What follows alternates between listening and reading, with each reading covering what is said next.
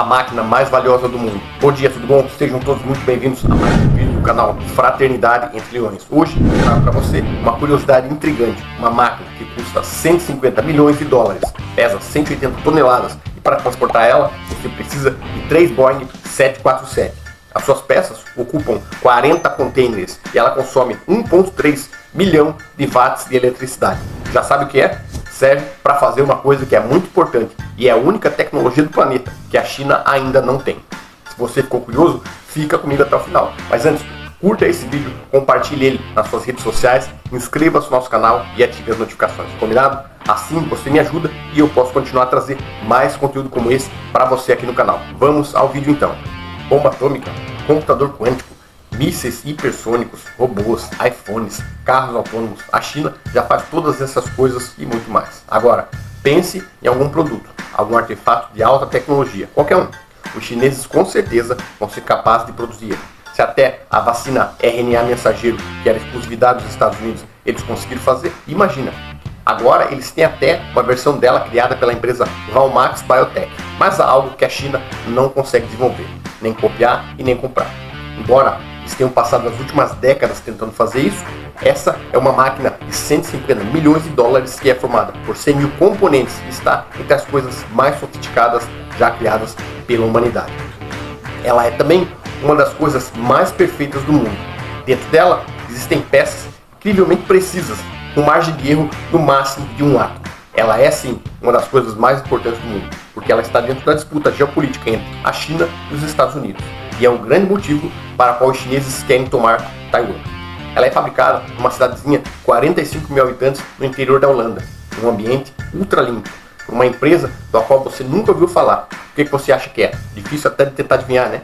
Então, mas essa máquina, dentro dela saíram várias coisas que você com certeza usa todos os dias. A máquina de litografia ou uma impressora de chips, mais conhecida como a TwinScan NXE. Ela é um sistema de litografia por ultravioleta extremo (EUV) e faz chips de computador. As CPUs do iPhone, do Android topo de linha, dos Macs e dos PCs mais avançados do mundo, do PlayStation 5, do Xbox Series, são todos feitos nessa máquina, que funciona como uma impressora de chips. Ela usa um processo complexo e interessante para gerar a luz ultravioleta extrema, cujas ondas oscilam em altíssima frequência, por isso que elas são tão curtas. Cada uma delas mede ínfimos 13,5 nanômetros, ou seja, é 10 mil vezes menor do que a espessura de um fio de cabelo. Essa luz é invisível a olho nu e não pode ser gerada com lâmpada comum.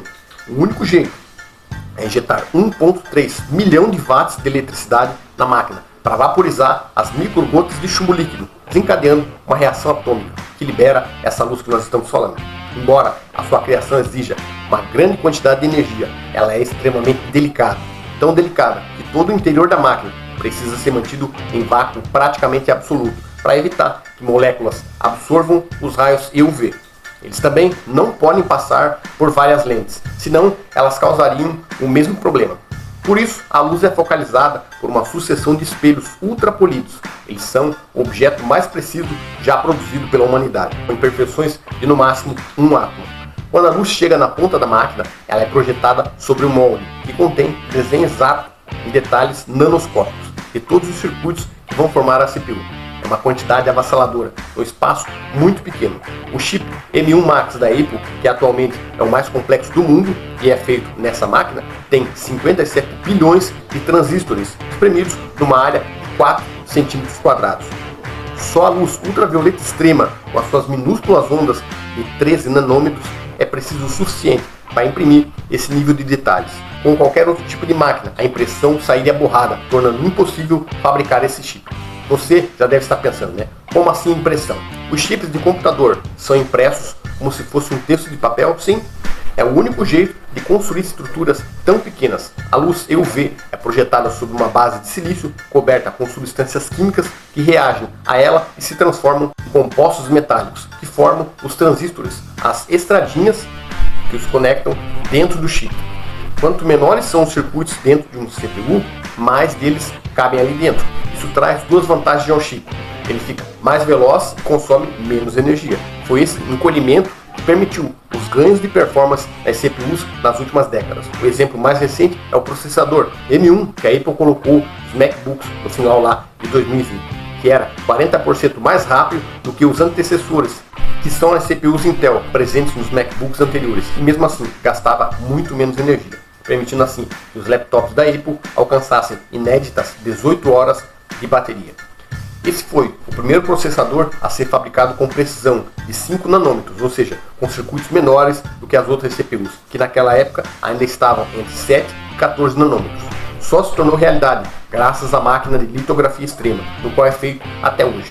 Essa máquina se chama TWINSCAN NXE e é produzida em Veldhoven, que fica a 120 km ao sul de Amsterdã, pela empresa holandesa ASML, Advanced Semiconductors Materials Lithography, que tem 28 mil funcionários espalhados pelo mundo.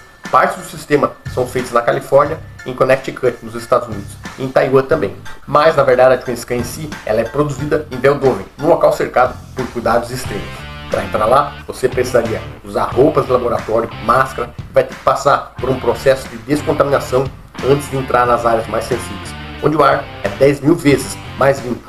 Isso contando em números de partículas suspensas, 10 mil vezes mais limpo do que o ar aqui do lado de fora.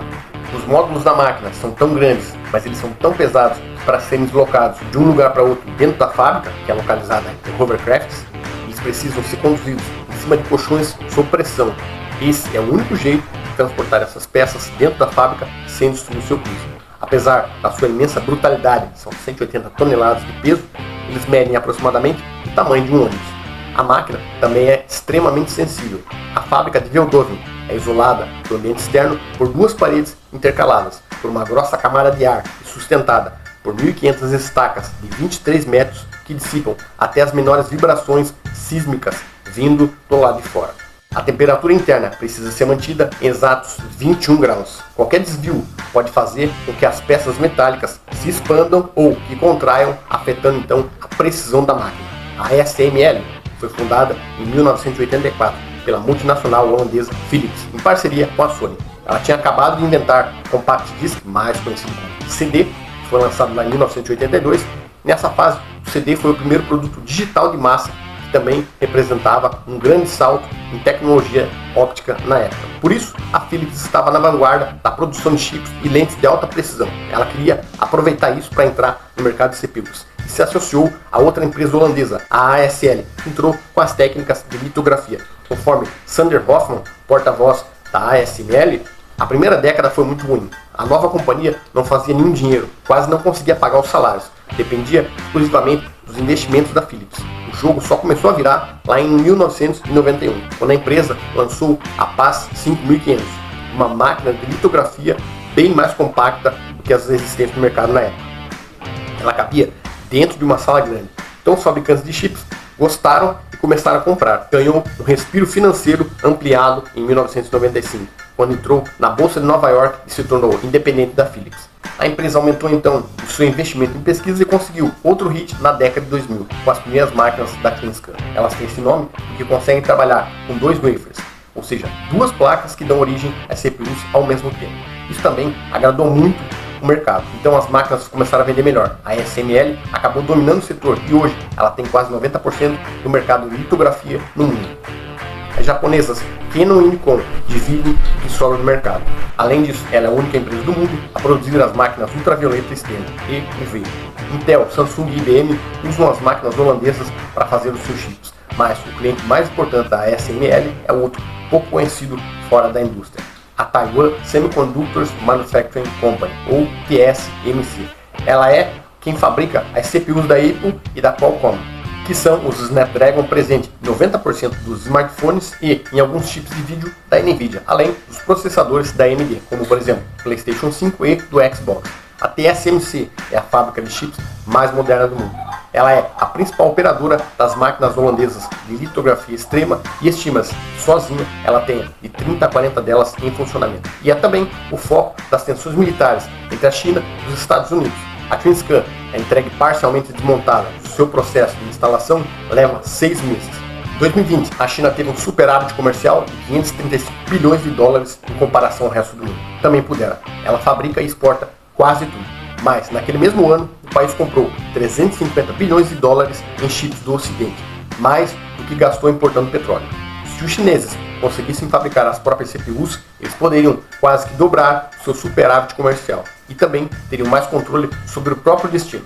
Em 2019, o então presidente dos Estados Unidos, Donald Trump, decidiu impor sanções econômicas à multinacional chinesa Huawei, que produz equipamento de rede de smartphones. Naquela época, a Huawei tinha acabado de ultrapassar a Apple e se tornar a segunda maior fabricante de celulares do mundo. Somente ficava atrás da Samsung. Mas, com as sanções, as empresas americanas ficaram proibidas de vender componentes para a Huawei. Entre elas, a Qualcomm, cujas CPUs, os Snapdragon, os chineses usavam nos seus telefones celulares. Resultado: a Huawei teve graves problemas e acabou forçada a vender a sua divisão de smartphones. Isso mostra o poder que os Estados Unidos detêm. Se eles decidirem proibir a venda de chips para alguma empresa chinesa, alegando o motivo que for, ela estará praticamente morta, pois a China não consegue fabricar sozinha as CPUs modernas. Não é que ela não tente. Em 2020, o país apresentou o Zhaoxin Kaixian U6780, um processador com 8 núcleos que prometia o mesmo desempenho de um Intel Core i5 7400, lançado 3 anos antes.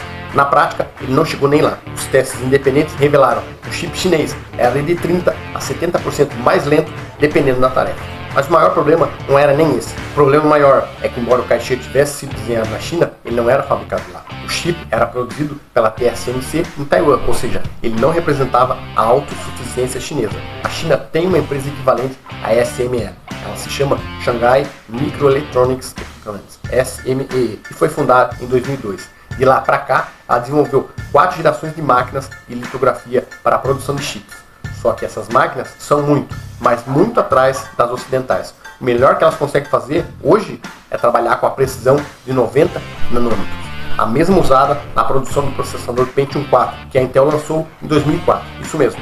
Em fabricação de CPUs, a China está 2 décadas atrás do Ocidente. A SME promete lançar esse ano a sua primeira máquina de 28 nanômetros, com a qual, se tudo der certo, ela vai conseguir fazer chips similares ao que a Intel vendia lá em 2012. Mas essa não é uma garantia que vai conseguir fazer isso. Na prática, os chineses estão há quase 2 décadas patinando no mesmo lugar. Segundo Hoffman, o porta-voz da SML, existe toda uma cadeia de fornecimento com milhares de elementos que precisa ser reformada.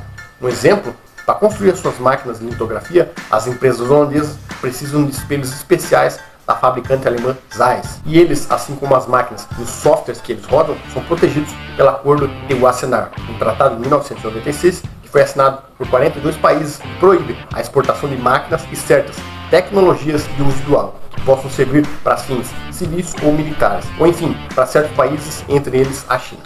CPUs, afinal, não servem apenas para celulares e para PCs.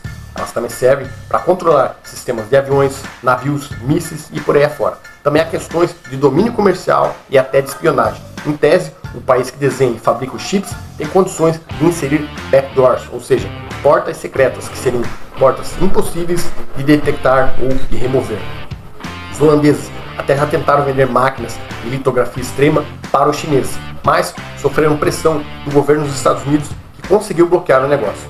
Os americanos querem que continue assim. Em março de 2021, a National Security Commission Artificial Intelligence, um grupo criado pelo Congresso dos Estados Unidos para estudar aspectos geopolíticos da inteligência artificial e de outras tecnologias, publicou um extenso relatório no qual ele recomenda negar preventivamente as licenças de exportação para equipamentos capazes de produzir chips de 16 nanômetros ou menos, em especial equipamentos EUV, justamente para a China, bem como identificar possíveis pontos de sufocamento para retardar o desenvolvimento tecnológico chinês. Em suma, por seus meios normais, os chineses dificilmente vão conseguir a tecnologia EUV nos próximos anos. Existe outro jeito: invadir Taiwan e assumir o controle da TSMC, com tudo que tem dentro dela, inclusive as máquinas de litografia extrema. Se a China fizesse isso, ela não só se tornaria autossuficiente em chips, mas também poderia ter o poder sobre o Ocidente, ditando o que a TSMC poderia exportar ou não. Os americanos sabem disso, tanto que já estão se mexendo. Recentemente, o governo dos Estados Unidos solicitou que a empresa forneça informações sobre as suas tecnologias. Ninguém sabe exatamente por quê.